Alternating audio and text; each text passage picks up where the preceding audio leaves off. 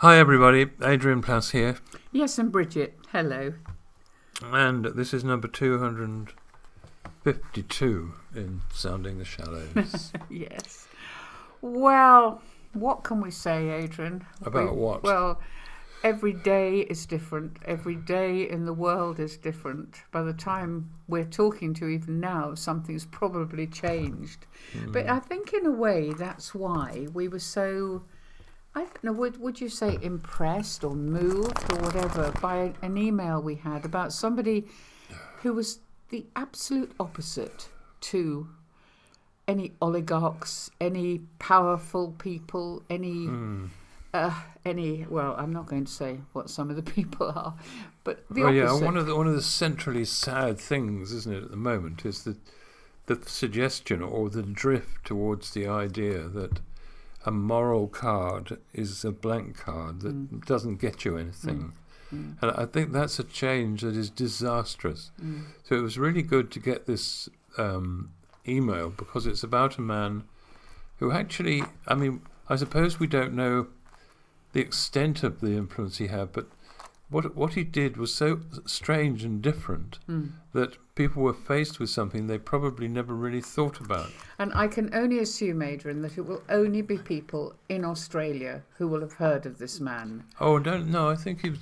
Really? I do remember him. Oh, you do? Yeah, I don't remember the detail, but I do. Our friend who sent it said, she said even you probably heard of him. But I think I do remember.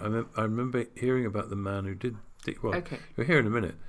You just read a bit of it there. Well, this man's name was Arthur Stace.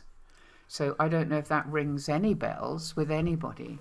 But it is the most remarkable thing, because this is a man who was very down and out, wasn't he? He was a drunkard. I think he'd been like that ever since he was really, really young. And then he becomes a Christian. And in itself, that's one of those stories, isn't it? Those rather lovely stories. Somebody's in a complete, at the rock bottom, becomes a Christian. But then the word becomes it all becomes rather strange after that, doesn't it? Because he spent decades chalking the pavements of Sydney.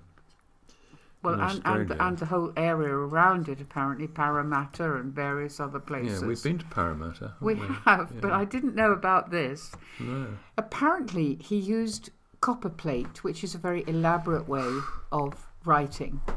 And he did it in yellow chalk, which is, again, slightly unusual. And he wrote, didn't he? He wrote this one word on pavements and on, I don't know what else, or he on wrote doors, the word on anything he could find. Eternity. And the word was eternity. Whatever else he did, he opened people's ears and eyes, or eyes anyway, to thinking about something perhaps they hadn't thought about before. It reminded me a bit, now I don't know if it's true, but I think in Ireland, before the word quiz began to be used, it was begun by a man who went all round a town in Ireland writing "What does it mean?" on the walls everywhere. Oh yes, I think I do remember. And that's where quiz came from. I don't know if that's true or not, but anyway. Yeah. So if we think about Banksy as well, that sort of extraordinary thing of something being written, nobody really knows where it comes from, and it's a shock. And almost a delight. Well, it's very original. It's somebody doing something that nobody else has thought of. Yes, that one, and the copper plate font, of course, was the thing that we were almost still learning that in school, which is a Victorian posh style of writing. Posh style, yes. But with yellow chalk, so it wasn't a posh medium. It was a very ordinary medium.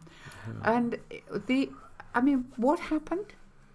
Well, that one word, our friend says, in a copper plate font, was the pinnacle of the 2000 New Year's fireworks, and it was emblazoned on the Sydney Harbour Bridge. And as you just said, his life story is actually of a very down-and-out drunken man coming to know grace. I was asking someone actually last week whether they ever got drunk or not, elderly lady. Oh, did you? She searched her memory. Anyway, yes. as our friend says, a classic testimony. He grew up in Sydney and feels like he might have seen the word somewhere, but everybody's going to know about you asking the lady whether she got drunk now. Oh, she loved it. Actually, he died when our friend was 7. And the point he makes, though, which I think is such a good one, is never in his wildest imaginations could this fellow, Arthur, have believed that his impact would be so massive. Wasn't there something else, Adrian? Wasn't there something about the fact that there was some law, Arthur's Law, which said that people were allowed to use chalk on pavements because of him? I think they did try to. I don't know whether it passed, but that law was. Well, it was. Okay. Someone tried to. Okay. But yeah, and he says it's a testament that the Sermon on the Mount, which is the one where Jesus makes some extraordinary statements about people who others might consider the losers. It's a testament that the Sermon on the Mount, with its totally upside down way of living, actually salts a society with a flavour to be savoured, and we've been talking about flavour a lot, and so it did affect. So thank you for sending that, yes, because it really has been helpful, hasn't it? It takes everything that's going around the world and causing chaos, and suddenly there you are. You've got somebody who will never imagine he will be remembered. I would like to know, and I don't know if anyone ever asked him why he did it. You know, what was the moment when he thought, now I'm going to go and write this word all over this city? It sounds quite fun to me. I mean... it probably was. But it also made me think of people who will never know, probably, the effect they had on me. People who have now died. And so... so you can't tell them. Unless they are in some elevated position and able to know. But I was remembering, for instance, and I'm sure I've mentioned this before. I'm always saying I mentioned things before. That's because I mentioned things before. I remember a porter on the London railway station platform in the days when there were. How old porters. were you? You weren't very old, were you? Probably. I don't know, 17 or 18. Oh, you were older than I like thought, that. Right? Yeah. But very inexperienced and naive, and I knew that you were supposed to give porters tips. So this man helped carry my bags out of the station and out onto the pavement outside. And then he sort of turned to me, and I had two 2-shilling pieces in my pocket. We called them florins in those days. Okay. And I don't know how much that dates you. A florin. Yeah, florin. Okay. And so I 2-shilling piece. So I gave him both of them, thinking maybe 4 shillings is what you give a porter. So he took the 4 shillings, the 2 coins in his hand, and he looked at them. And then he picked one up, and he didn't say a word, and put it in my hand. And he was saying something very simple. He was saying, that was too much. 2 shillings is enough. But and it was kind of... Sorry, go on. No, you say what you're going to say. Well, the thing that stays with me is nothing to do with the money, but the fact that somebody took the trouble with someone he'd never met before, who didn't quite know the world or what you do in the world, to just give him a real gift. Yes, and a respectful gift. That's what I was just going to say. And if that doesn't impact on you, I mean, there is an advert, isn't there? And we're not going to say which sort of chocolate it is, but there's a beautiful advert with a little girl who produces, in order to buy some chocolate for her mother, produces everything she could find in her pockets, including a tiny toy unicorn. That's right, and the shopkeeper looks at it, looks at the various things, the penny and the button and various other things, and very carefully and respectfully hands back the little unicorn. Yeah, and he says, "Your change." Your change. Yeah. And that's really what happened to you as well, isn't it? It is in a way. Yeah, it was a great gift because it's been in my head and my soul ever since. It seems so small, but yeah, that's true. I'm sure right now one or two people are thinking, and it would be great if they were, about other times when maybe there's a little thing that just remains like a warm, nice thing, if you like, that you can't say thank you to. There's not going to be a big thank you thing, with, I don't know, balloons and hurrahs, but something. Well, we've been wondering how much our little grandson will remember of you. I mean, and of me, but I mean of you, because you've really looked after him when this has been his second home, isn't it? And well, from the way you felt, and you and both your brothers, I think, felt about your nana. So I think that's fair enough. I think you can tune in there, can't you? Yeah. Sadly, my nana died when I was only 4 or 5. I think this varies a little bit, but it was around that. I don't know. But anyway, I must have been quite small, I think. But the village she lived in was magic. It was a magic place. Every stone, every brick, every piece of wood that had fallen from a tree was magic. And going to her house was magical, and seeing her was magical, and her collecting things for us to play with was magical. And a few years ago, I had these 2 dreams, which I was boring people about, but they were both about being in her house and this extraordinary feeling of all rightness. And they remained in my mind like 2 benevolent bookends, supporting my belief that such goodness is possible. And she did that. I mean, as many grandparents do, and parents do, and grandparents. So, I mean, when I was a little bit older, I disappeared, and in the end, the police found me. But I had walked to where my nana used to live. I seem to remember you took your younger brother with you. I did take my younger brother, and I knew she was dead, but I didn't quite know what it meant. Now, I mean, I knew what death was, but I walked a very, very long way, and got kind of nearish to where she lived. It was a long way away, and then came back, and eventually the police picked me up and said I was a naughty boy for causing my parents trouble. But actually, I'd proved to myself that yes, she was gone. But I seem to remember you said that suddenly you knew. Yeah, suddenly knew. Her influence on me was immense. Immense. I mean, it works both ways, doesn't it? That's such a tremendous memory, and I can think of lots that fit with that. I wouldn't say it quite fits with my nana, who really didn't like my mother very much, or me very much, but adored my uncle and my brother. And it was a bewildering relationship. Bit of a pattern developed there. It was. But so what I mean is there will be many people listening to that who think, well, I don't quite remember that. But I do remember. I do remember little things, as we all do, really. And I mean, I think of my dad, who was a very quiet man and a very moderate man. And I used to yearn for him to be more demonstrative and more... But that's not the way he was brought up. And you certainly didn't tell children that you were under stress, that life was difficult. You just got on with it. My father's favourite, I think, expression was, well, you just go quietly on, and then if you tried to have any sort of conversation, well, it's all according, and that would stop it. So I didn't really understand that at all.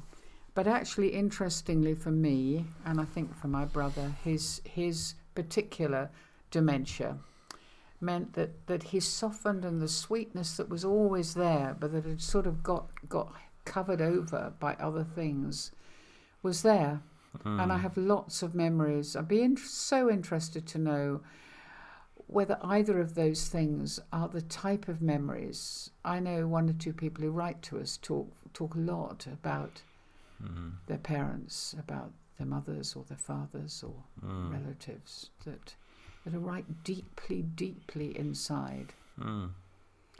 Yeah, the small things and the big things. I mean, the boy who, when I was much younger, when I was about 8, walking home with my friends, and they threw my cap in the pond, and which was very upsetting, because they were my friend. They were the only important people in the universe, and they'd throw my cap in the pond.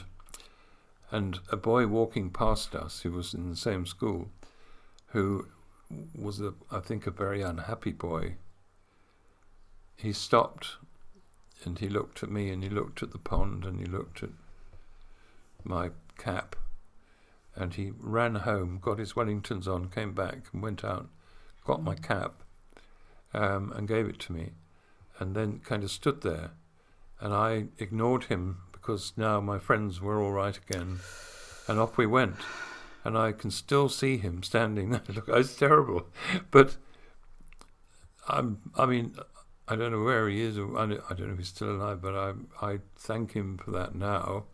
And just as a picture of what somebody does when they look at somebody and think, I know how that feels. I know what's going through his bones now, and I'm going to help him. So I'm grateful for that. Yeah. I was thinking, I mean, one of the things that's just about to happen is it's going to be Palm Sunday, isn't it? It's going to be a time when we know from the Bible that there are great crowds standing by the side of the path shouting. Apparently they all just shouted Hosanna. I mean, I don't think they just shouted Hosanna. I think we have to think more like a football crowd or a... Come on, the Arsenal, you think this? But some of them will have met Jesus. They'll know about it. Some of them are just catching the fact, again, like a football crowd, that there's something very exciting, even though you don't quite know who it is. I remember once, just a total sidetrack, can you remember that ridiculous time when I promised my boys that I'd heard that Nigel Mansell, who I didn't know anything about really, was going to be signing books and was a very, very important person. So I said I would queue up for them, and I went and queued up for them. I remember the idea being to take a photo. Yeah. And when I finally got to the point where I could take a photo, the camera jammed. I didn't take a photo. He took it, did something, made the camera. He fiddled with it, trying to make it work, and then took a photo of me. Picture of you, which was not exactly what I meant. But it's that same. I knew that he was very famous. I didn't care about motor racing or anything like that. But there must have been many people in that crowd who would have not really known anything about him. But there will be others standing there who will have had a memory of somebody who was touched by him. Yeah. Maybe. And it may be that afterwards, after they heard about it, we know, there's all this thing about then the whole mob turned against him. And clearly there were 1,000 reasons for that in some people and not in others. And bewilderment that somebody you thought was really important turns out to be nothing, really. But there will be people who, once everything has calmed down, I'm quite sure will think, but actually, either something I saw or something I heard really impacted me, and I can't tell them. And I wish I hadn't joined with other people in a courtyard. I wish I'd done more than just stand there and shout, I wish they'd been a bit braver. I wish I'd been a bit braver. Yeah, and I think we will all have people we wish we'd just said a little bit more or done a little bit more while they were still alive. Maybe had the courage to stand up and say something that you've always felt. It's a strange thing growing up, isn't it? As the time goes by, you do discard a lot of the reasons why you don't succeed in situations like that, and you'll have less opportunities apparently to do those things, but they are there to be able to stand for people and support them and be with them. I'm very grateful to lots of people, I must say. I mean, particularly perhaps the unsigned good things that weren't religious or spiritual, well, not in any sense that you would normally mean, but people who changed my view of myself in a way that meant I could survive. which is an amazing thing for I me. think the nearest thing we can come to, which is so totally different from Arthur Space, but in terms of somebody who would have thought very little of themselves and yet had one of the hugest impacts on us, is a dear friend who, again, we've probably mentioned before, who had a wretched thing called giantism, which meant that bits of his brain had been fizzed out because he'd grown too fast, and therefore his brain had been affected. And he was the dearest person. Paul. He was called Paul, wasn't he? And he was the dearest person and so important. And maybe rather like with Arthur Pace, when Paul died, before anybody would have known about him, his funeral was so tiny, and yet he was such a hugely important person. The most faultless person that we knew. He didn't have any guile. He didn't have anything that wasn't goodness personified. It was a strange business, wasn't it? Because you would never have guessed, would you? If I was on Would I Lie to You, which for those who live in other countries is a game where people say something that is either true or false, and the others have to guess if it's true or false. Sounds much more boring than it is. If I said I saw a man out of a window having an epileptic fit, and from then onwards he visited us every Wednesday for 20 years. It's a strange thing, isn't it? It is. And he eventually gave us far more than we gave him, because he was faithful and loved life, loved poetry, loved playing the recorder.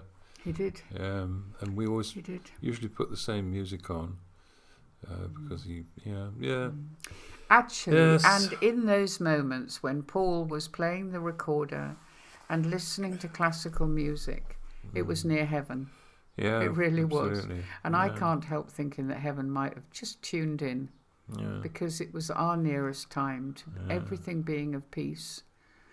So good old Arthur Pace, good old Paul Taphouse, good old your Nana. Well, anyone who opens our minds to the fact that there is a much wider space available for us than we thought, I'm very grateful for anyone who did that for me. And I expect a lot I've forgotten, but some of those little ones are really, really important, dotted around your past. So we'd love to hear from you. I think we need to encourage each other at the moment with stories of goodness, things that have affected us and warmed us and looked after us. Yeah. Okay, well, see you next week.